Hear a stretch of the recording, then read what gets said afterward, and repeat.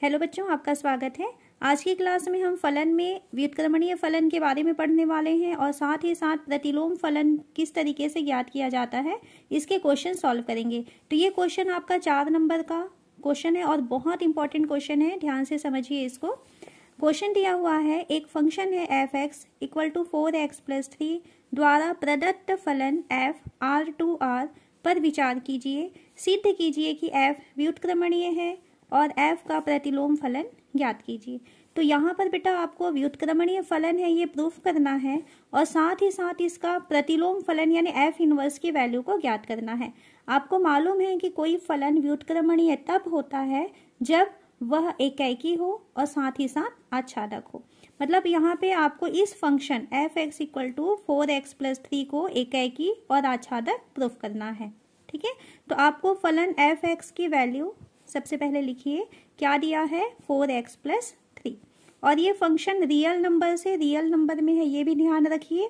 इसका डोमेन भी वास्तविक है और साथ ही साथ इसका कोडोमेन है वह भी वास्तविक संख्या है। सबसे पहले हम प्रूफ करेंगे एकेकी फलन। एकेकी फलन में हमें मालूम है कि किस तरीके से प्रूफ करना है। एकेकी फलन में हम इस डोमेन से 2 एलिमेंट लेते हैं और ये प्रूफ कर पाए कि अगर इनके इमेज इक्वल है देन दोनों एलिमेंट आपस में इक्वल होंगे। ये उसको सिद्ध करने का तरीका होता है। तो हम x1 x2 2 एलिमेंट लेते हैं, कहाँ से, R से और प्रांत का R। ठीक है, और हम ये माने कि अगर मान लीजिए f(x1) और f(x2) बराबर है ना, इनके इमेज है वो बराबर है। अब इसकी सहायता से हम ये प्रूफ करेंगे कि भाई इसके जो प्री इमेज है वो भी बराबर हो जाएंगे। अगर ऐसा होगा तो फिर हम कहेंगे कि दोनों जो है वो जो फंक्शन है वो क्या होगा, एकेकी होगा। चलिए हम लेते हैं f(x1) की वैल्यू f(x2). f(x) का मान क्या होता है 4x + 3, तो f(x1) की वैल्यू कितनी हो जाएगी 4x1 + 3। f(x2) की वैल्यू 4x2 + 3, दोनों तरफ से +3 कैंसिल हो जाएगा। 4x1 = 4x2। देन अब 4 और 4 भी कैंसिल हो सकेगा तो x1 = x2।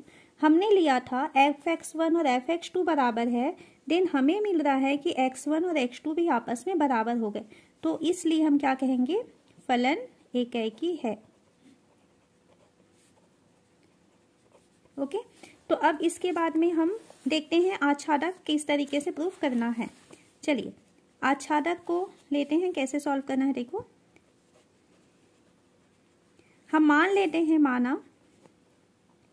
माना y एक एलिमेंट है R का, और कौन से R का है ये, सह प्रांत का। ध्यान रखना, पहला जो x1 x2 लेते हैं वो प्रांत से, एकेकी प्रूफ करने के लिए प्रांत का एलिमेंट लिया जाता है और आच्छादक प्रूफ करने के लिए आपको सह प्रांत का एक एलिमेंट लिया जाता है। और ये कैसा एलिमेंट है, स्वेच्छ अवयव है, स्वेच्छ अवयव है, कोई भी एक एलिमेंट लेते हैं। चलिए यहाँ पे हम y एक स्वेच्छ एलिमेंट लिए हैं और ये f(x) की वैल्यू अगर y के इक्वल है, f(x) को हम कैसे डिफाइन किए हुए हैं 4x + 3, तो f(x) के बदले हम लिख सकते हैं 4x + 3 = y। Then 4x = y - 3, then x = y - 3/4। यानी अगर मान लीजिए हम यहाँ एक एलिमेंट लेते हैं y, देन इसका जो प्री इमेज है वो क्या होगा, y - 3/4। अगर हमने यहाँ पे y लिया हुआ है, इस तरीके से एक फंक्शन डिफाइन है R से R में, तो एक कोई भी एलिमेंट स्वेच्छ एलिमेंट y लेते हैं, देन y - 3/4 हमको इसमें मिलना चाहिए। तो क्योंकि ये जो एलिमेंट आया हुआ है कैसा है, वो रियल नंबर है, मतलब हमें मिल जाएगा यहाँ पे।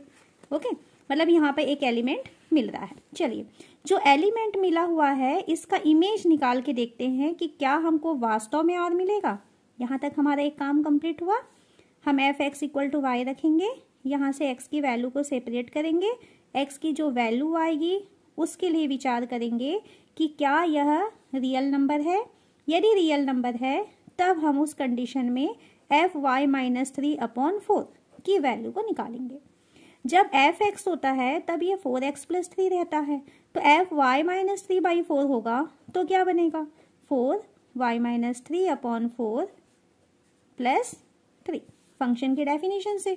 यहाँ से देखिए 4 और 4 कैंसिल हो गया, y minus 3 plus 3 equal to minus 3 plus 3 cancel हो गया y, यानी इसका जो इमेज है वो y के बराबर आ रहा है। और साथ ही साथ ये जो एलिमेंट है वो एक रियल नंबर भी है, इसलिए हम क्या कहेंगे कि यह कैसा फलन हुआ, आच्छादक फलन हुआ।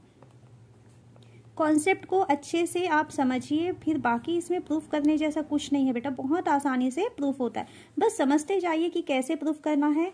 जब एक ही प्रूफ करना रहता है तब हम क्या कहते हैं, दो इमेज इक्वल है देन उनके प्री इमेज इक्वल करा दें, तब वो एक ही हो जाता है। आच्छादक में आपको क्या लेना रहता है कि कोडोमेन का एक एलिमेंट लेते हैं और उस कोडोमेन का जो एलिमेंट लिए हुए हैं उसके प्री इमेज को हम ये बता पाए कि वो डोमेन में मौजूद होगा। जैसे यहाँ पे लिखे ना, डोमेन में मौजूद अगर है देन उसका फिर से इमेज निकाल के वापस ला के देते हैं, ये बस इसका तरीका है।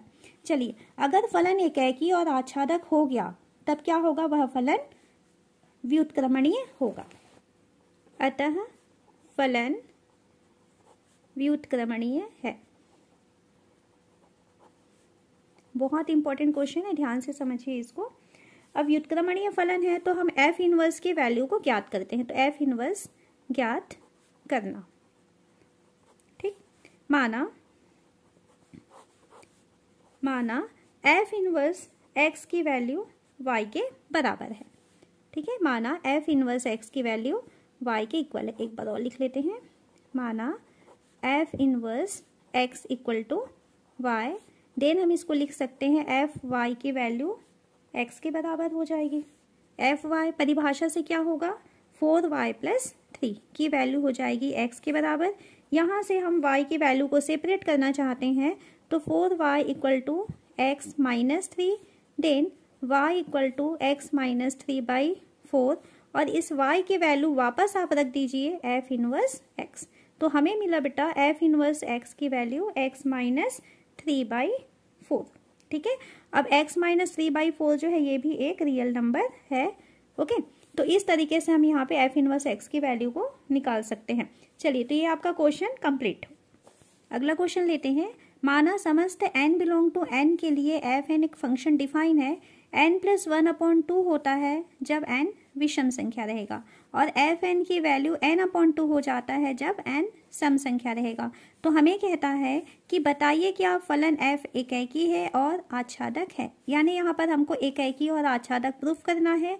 ध्यान रखना है कि यहाँ जो फंक्शन है वो प्राकृत संख्या से प्राकृत संख्या पर परिभाषित है, यानी यहाँ पर जो डोमेन है और कोडोमेन है वो दोनों ही जो नंबर्स हैं वो कैसे होने चाहिए, दोनों एलिमेंट्स प्राकृत होने चाहिए। ठीक है, तो चलिए हम क्वेश्चन स्टार्ट करते हैं। सबसे पहले हम इसे एकाकी प्रूफ करेंगे। तो एकाकी है या नहीं है ये पता लगाने के लिए आपको पता है एकाकी फंक्शन क्या होता है कि अगर मान लीजिए, ठीक है, एक एग्जांपल देखिए, इसको समझिए। अगर एकाकी प्रूफ करना है तो इसमें अगर ये दोनों एलिमेंट अलग अलग हैं देन उनके इमेज भी अलग होने चाहिए। ठीक, अगर इमेज इक्वल है, ये एक तरीका होता है, ये फर्स्ट तरीका, दो एलिमेंट अलग हैं तो इमेज अलग होने चाहिए। और सेकंड तरीका में हम ये प्रूफ करते हैं कि अगर मान लीजिए ये दो इमेज इक्वल हैं देन उनका प्री इमेज है वो भी एक ही होना चाहिए। ठीक है, तो ये होता है एकाकी प्रूफ करने के दो तरीके। ठीक है, तो यहाँ पर इसको इक्वल प्रूफ करते हैं, देन x1 और x2 जो होता है वो भी इक्वल होता है। तो ये वाला तरीका अभी हम यहाँ पे यूज नहीं कर रहे हैं, हम फर्स्ट वाला तरीका यूज कर रहे हैं। ठीक, क्या प्रूफ करेंगे कि अगर मान लीजिए ये दो अलग अलग एलिमेंट हैं देन उनके इमेज अलग होंगे। तो यहाँ पर बेटा हम ले लेते हैं x1 x2 belong to n, और किस तरीके की संख्याएं लेना है ध्यान से समझिए।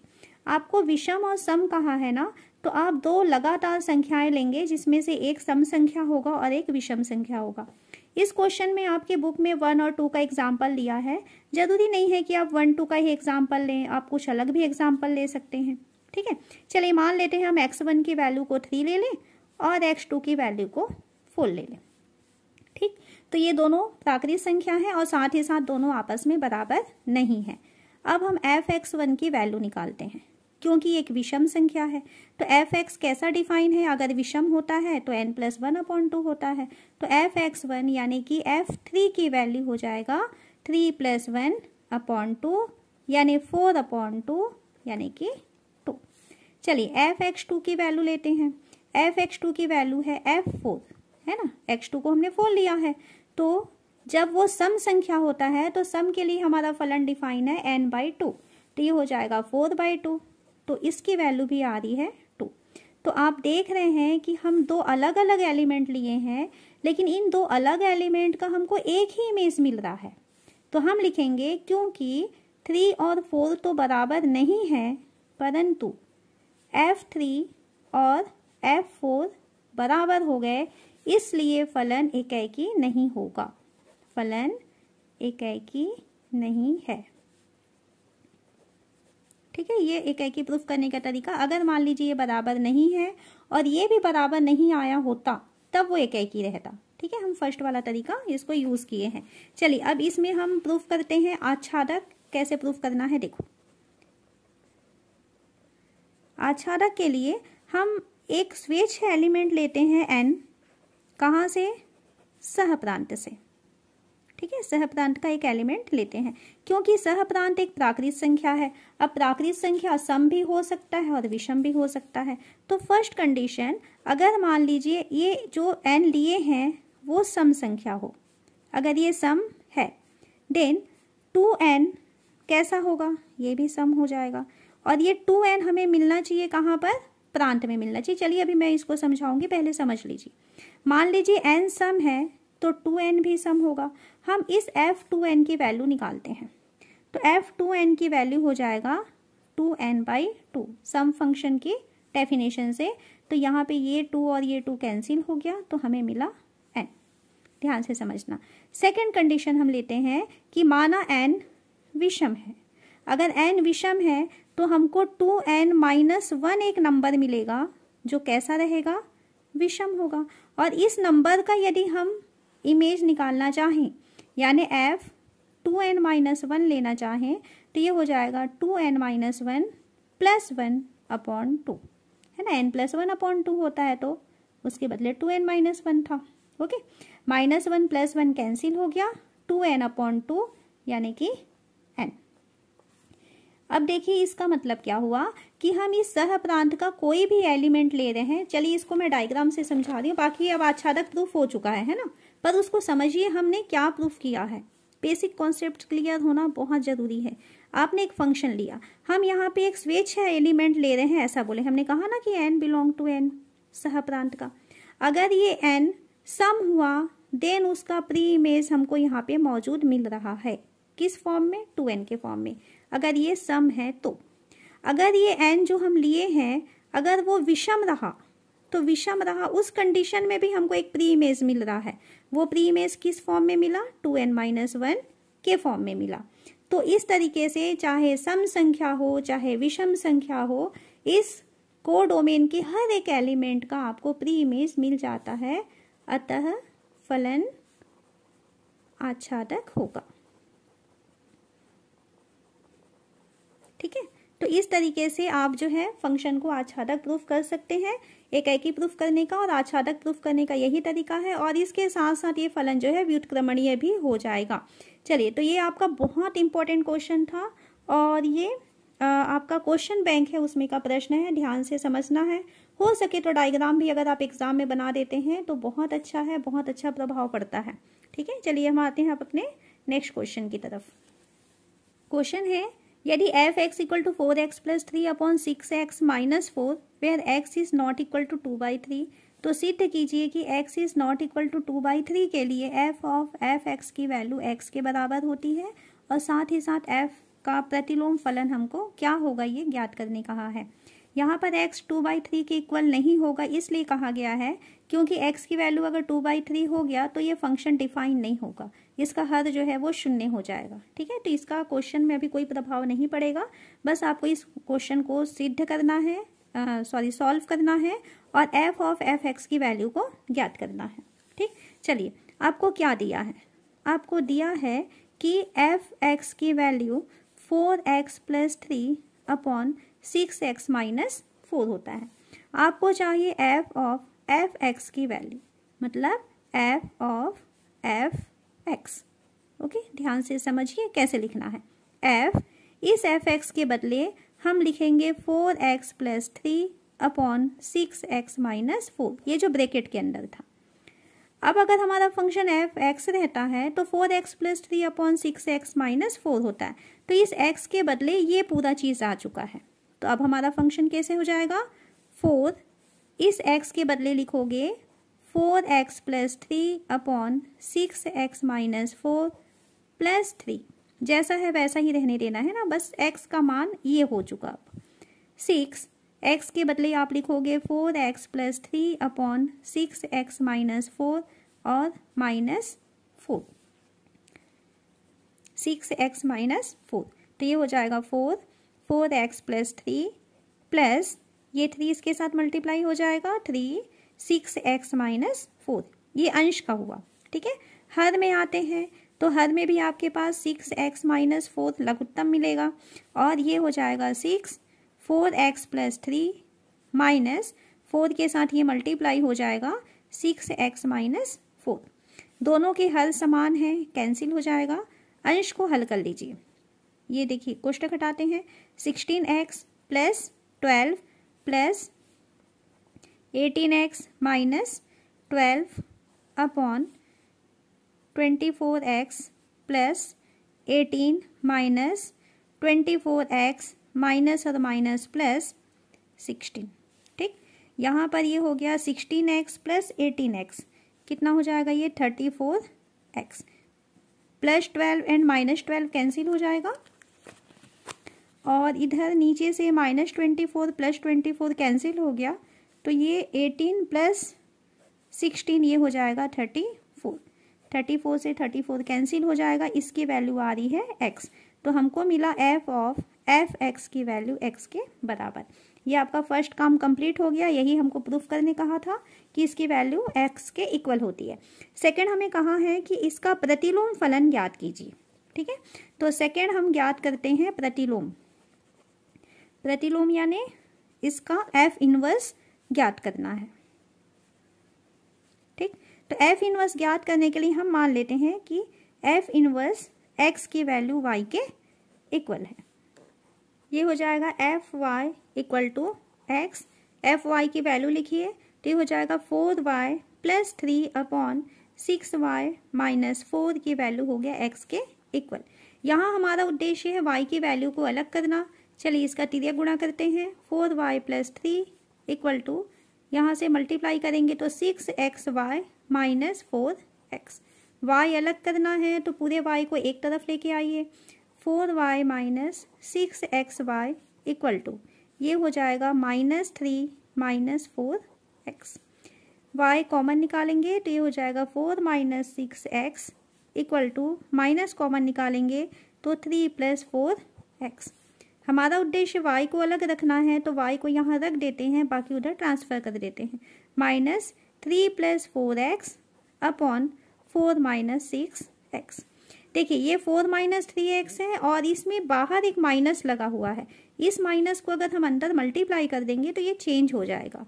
देन हम क्या लिखेंगे इसको, y equal to 3 plus 4x upon, ये माइनस अंदर जाएगा तो ये हो जाएगा 6x माइनस 4, ये y का मान मिल गया। और y किसकी वैल्यू है, f इनवर्स x की वैल्यू, तो f inverse x equal to मिला हमें 3 plus 4x upon 6x minus 4। ठीक है, और ये तो हमको वापस f(x) के बराबर मिल गया, तो f इनवर्स x और f(x) आपस में बराबर है, तो हम कह सकते हैं कि f इनवर्स और f इक्वल है। यही हमको प्रूफ करना था। चलिए नेक्स्ट क्वेश्चन है, ये 2021 में आया हुआ है, ध्यान से समझिए। अगर एक फंक्शन दिया है f जो कि वास्तविक संख्या से वास्तविक संख्या में है और सेकंड फंक्शन है g, वह भी वास्तविक से वास्तविक में डिफाइंड है। ठीक है, f(x) equal to cos x और g(x) की वैल्यू 3x² इस तरीके से परिभाषित है, तो हमें g(f(x) और f(g(x) की वैल्यू ज्ञात करनी है और साथ ही साथ ये भी बताना है कि वो दोनों इक्वल नहीं है। तो ये कॉम्पोजिशन ऑफ फंक्शन का क्वेश्चन है और बहुत आसान है और एक क्वेश्चन इसमें से जरूर बनता है। ठीक है, तो अगर कॉम्पोजिशन से आया देन आप उसको श्योर बनाइए, कोई गलती होने के यहाँ पे चांसेस नहीं रहते। क्वेश्चन स्टार्ट करते हैं। आपको क्या दिया है, सबसे पहले तो आप लिख लेंगे कि आपको दिया हुआ है F X equal to cos X and G X equal to 3x², और यहाँ पर लिख लीजिए all X belong to R. ठीक है, पूरे रियल नंबर पे है ये। दूसरा है आपको GO एफ एक्स की वैल्यू ज्ञात करनी है। पहले हम इसकी वैल्यू निकालते हैं। GO एफ एक्स यानी जी, बड़ा ब्रैकेट लगाएंगे, एफ एक्स जी, इस एफ एक्स की वैल्यू लिखेंगे। एफ एक्स की वैल्यू है कॉस एक्स। अगर जी एक्स होता है तो 3x² लिखा जाता है, तो जी कॉस एक्स होगा तो क्या होगा 3 cos x का स्क्वायर। ठीक, या इसको हम लिखेंगे 3 cos स्क्वायर x। बस ये आपका GO एफ एक्स की वैल्यू मिल गया। अब हम निकालते हैं FOG x की वैल्यू। इसको लिखा जाएगा f बड़ा bracket g x equal to f बड़ा ब्रैकेट जी एक्स कैसा परिभाषित है 3x²। ये हो गया। एफ एक्स कैसा परिभाषित है, F X equal to cos X, तो एफ 3x² है तो क्या हो जाएगा कॉस 3x²। यहाँ पर ध्यान देना ये 3 बाहर नहीं आ सकता। ठीक है, ये नहीं आएगा, ये जैसा ये इसके एंगल पे है तो ये इतना ही रहेगा, ये आगे कुछ सॉल्व नहीं हो सकता। कई बार बच्चे इस 3 को बाहर निकाल देते हैं कि भाई ये कांस्टेंट है, ऐसा कुछ नहीं है, ये इसका एंगल है, तो एंगल कभी यहाँ से बाहर नहीं निकलेगा। अब आप यहाँ पे देख सकते हैं कि ये 3 cos स्क्वायर एक्स है और ये cos 3x² है, तो आप देख रहे हो कि FOG is not equal to GOF। बहुत इंपॉर्टेंट क्वेश्चन है बेटा, और ध्यान से इसको सॉल्व करिएगा। नेक्स्ट क्वेश्चन देखते हैं। हमें एक फंक्शन दिया हुआ है f R और हमें फंक्शन डिफाइन किया हुआ है F X equal to x² minus 3x plus 2। तो इस तरीके से अगर हमारा फलन परिभाषित है तो हमें कहता है f ऑफ एफ एक्स की वैल्यू ज्ञात कीजिए। चलिए, तो आपको पहले फलन कैसा दिया है इसको एक बार लिख लेते हैं। तो एफ एक्स इक्वल टू दिया हुआ है x² minus 3x plus 2 where all x belong to r, ये हमको दिया हुआ है। यहाँ पर हम निकालते हैं f of F X equal to F of, इस एफ एक्स का मान रखते हैं, क्या रखेंगे x² माइनस 3x प्लस 2। ठीक, अगर मान लीजिए मैं इसको y ले लूँ तो इसको मैं लिख सकती हूँ FY। अगर एफ एक्स रहेगा तो हम x² माइनस 3x प्लस 2 लिखते हैं। ये अभी हम लोग अपनी सुविधा के लिए लिख रहे हैं ना, बाद में इसकी वैल्यू को रखा जाएगा। तो FY रहेगा तो क्या होगा y² माइनस 3y प्लस 2। वापस y की वैल्यू रख दीजिए, y यानी x² माइनस 3x प्लस 2 का स्क्वायर। ठीक, इसके बदले रखें माइनस 3y लिखा हुआ है, वैल्यू दे दीजिए, क्या है ये x² माइनस 3x प्लस 2 और प्लस 2। सॉल्व करते हैं इसको, तो यहाँ पर ये a प्लस बी प्लस सी का होल स्क्वायर है। ये फॉर्मूला लगा लीजिए, a² फॉर्मूला याद होगा आपको, या मैं यहाँ पे चलिए लिख के दे रही हूँ, आप लोग इसको नोट करिएगा। a प्लस बी प्लस सी का होल स्क्वायर इक्वल टू होता है a² plus b² plus c² plus 2ab plus 2bc plus 2ca। ठीक है, ये फॉर्मूला है, नोट करके रखना है इसको। तो यहाँ पर बस आप एक जगह ध्यान रखना कि b की वैल्यू निगेटिव आया है, बाकी हम लोग इसी फॉर्मूले में मान रखेंगे। x² का स्क्वायर x की पावर 4 प्लस b² तो प्लस माइनस 3x का स्क्वायर है तो 9x² हो जाएगा, प्लस c² यानी कि 2 का स्क्वायर 4 प्लस 2ab, तो 2ab में b तो निगेटिव आ गया तो माइनस हो जाएगा 6x³ 2bc, तो 2b तो निगेटिव है तो माइनस हो जाएगा, तो 2 2 ज़ा 4 3 ज़ा 12x प्लस 2ca, तो ये हो जाएगा 2 2 ज़ा 4x²। ये इसका विस्तार हो चुका। इसका कोष्टक हटाते हैं, देखिए ये हो जाएगा 3x², बाहर माइनस है ध्यान रखना, 3 3 ज़ा 9x माइनस 3 2 ज़ा 6 प्लस 2। सॉल्व करिए, x की पावर 4 अकेला है, पावर 3 वाला देखो माइनस 6x की पावर 3, पावर 2 वाला देखो 9x की पावर 2 है प्लस 4x की पावर 2 है, 13 हो गया, माइनस 3 हो गया, तो प्लस 10x की power 2 complete, minus 12x plus 9x, तो माइनस 3x माइनस 4। अच्छा ये -4 है, ये -4 इस -4 को काटने वाला है ना, तो ये आपका 0 हो जाएगा। ओके ओके ओके ठीक है। तो ये +4 है और ये -6 + 2, तो -4 यहाँ मिलेगा, ये 0, ये आपका कैंसिल होगा। तो ये आपका पूरा f ऑफ f(x) की वैल्यू मिल जाती है। एक लास्ट क्वेश्चन सॉल्व करते हैं। 2020 में ये आया हुआ है। यहाँ पर आपको दिया है एक फंक्शन f जो R में डिफाइन है और g भी R में डिफाइन है, और इस तरीके से परिभाषित है कि f(x) की वैल्यू x² + 2 है एंड gx की वैल्यू x/x - 1 है, where x is not equal to 1। तो हमें f(OG) और g(OF) की वैल्यू को ज्ञात करनी है। चलिए आपको यहाँ पर क्या दिया है, सबसे पहले लिख लीजिए एक बार। दिया है f(x) इक्वल टू, ये दिया है x² + 2 एंड gx की वैल्यू दिया है x/x - 1। पहले हम निकाल लेते हैं f(OG) x की वैल्यू। क्या हो जाएगा, f बड़ा कोष्टक लिखेंगे और gx का मान रखिए f, gx का मान है x/x - 1। चलिए इसको मान लेते हैं y। ठीक है, हम मान लेते हैं, माना x/x - 1 की वैल्यू y है। अभी हम अपनी सुविधा के लिए ऐसा लिख रहे हैं, बाद में वैल्यू रिप्लेस कर देंगे। तो ये आपको fy मिल गया। अगर f(x) रहता है तो हम x² + 2 लिखते हैं, तो fy होगा तो क्या लिखेंगे, y² + 2 लिखेंगे। वैल्यू दे दीजिए y की, तो y की वैल्यू क्या है, x/x - 1 का स्क्वायर + 2। सॉल्व करिए, x² - 2x + 1, ठीक है, a - b का होल स्क्वायर फॉर्मूला लगा दिए, +2। देन ये हो जाएगा x² + 2 x² - 2x + 1 upon x² - 2x + 1।